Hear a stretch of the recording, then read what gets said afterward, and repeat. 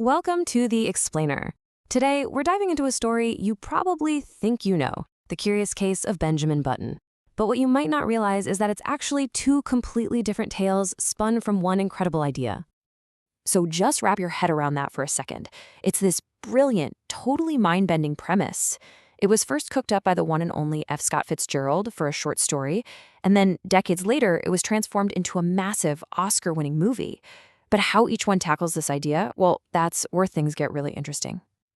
All right, so here's our game plan. We're going to start with Fitzgerald's original story, then leap over to the big screen version. After that, we'll put him head-to-head in a little showdown, and finally, we'll try to unpack what it all means to tell the same life story in two wildly different ways. Okay, first stop, we're heading back to 1922. And right off the bat, I gotta tell you, if you've only seen the Brad Pitt movie, you are in for a shock.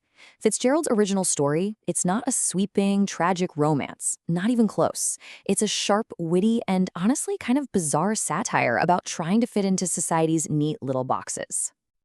So picture this. A wealthy father, Roger Button, shows up at the hospital, all excited to meet his new baby boy. But in the nursery is a 70-year-old man. And the family's reaction isn't heartbreak. It's pure, unadulterated social panic.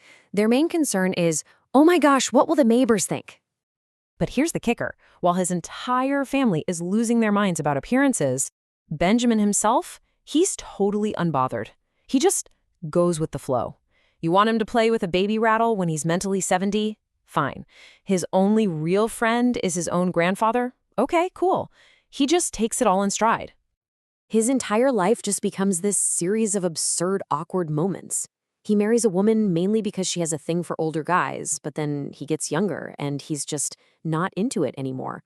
He goes to war, he enrolls at Harvard looking like a teenager, and then, this is the best part, he ends up in kindergarten with his own grandson. His life isn't a tragedy. It's just one long, inconvenient, and deeply weird journey.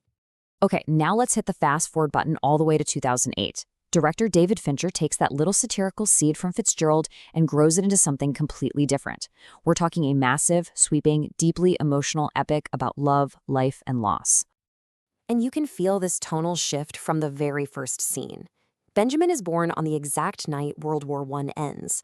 His father, horrified, abandons him on the steps of a nursing home. But he's found by a caregiver named Queenie, who raises him with nothing but love.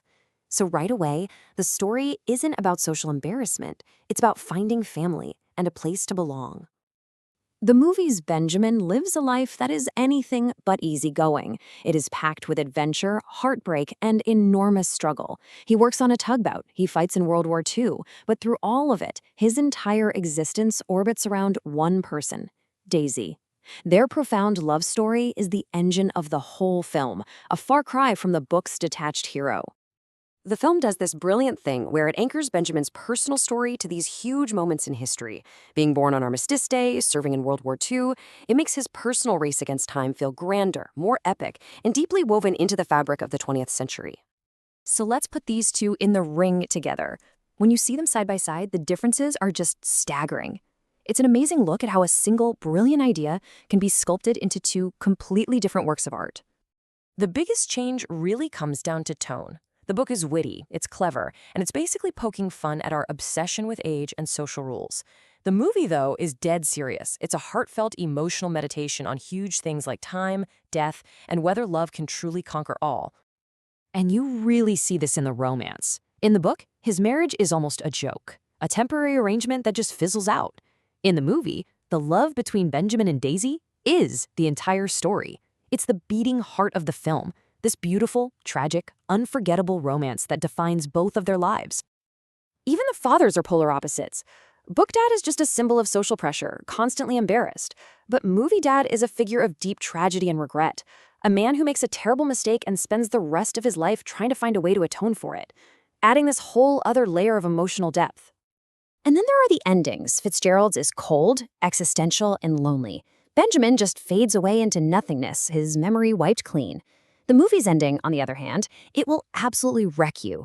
He dies as a baby in the arms of an elderly Daisy, the woman he's loved his whole life. It's just a heartbreakingly perfect, poignant, full-circle moment. So you have to ask, why the drastic changes?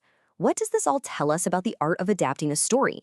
and how one idea can be interpreted in such profoundly different ways. Well, you can see right here that both versions use the same premise to ask completely different questions. The book is interested in society and conformity. The movie is all about love and mortality. For Fitzgerald, time is almost a joke. For the filmmakers, time is the ultimate villain, a relentless force you can never, ever beat. Ultimately, it probably all comes down to what works for the big screen. A clever short story can be detached and satirical, but a nearly 3-hour epic movie needs an emotional engine. It needs a core that everyone in the audience can connect to. By turning it into a universal story about love against impossible odds, the filmmakers created something that could resonate with millions on a deeply human level. And so, that leaves us with this final thought to chew on. Both of these stories are, in their own way, tragedies. But which one hits harder? Is it the tragedy of a life you can never truly fit into? Or is it the tragedy of finding a life and a love that fits you perfectly, but being completely powerless to hold on to it as time pulls you apart? There's no right answer, but it's a heck of a question to think about.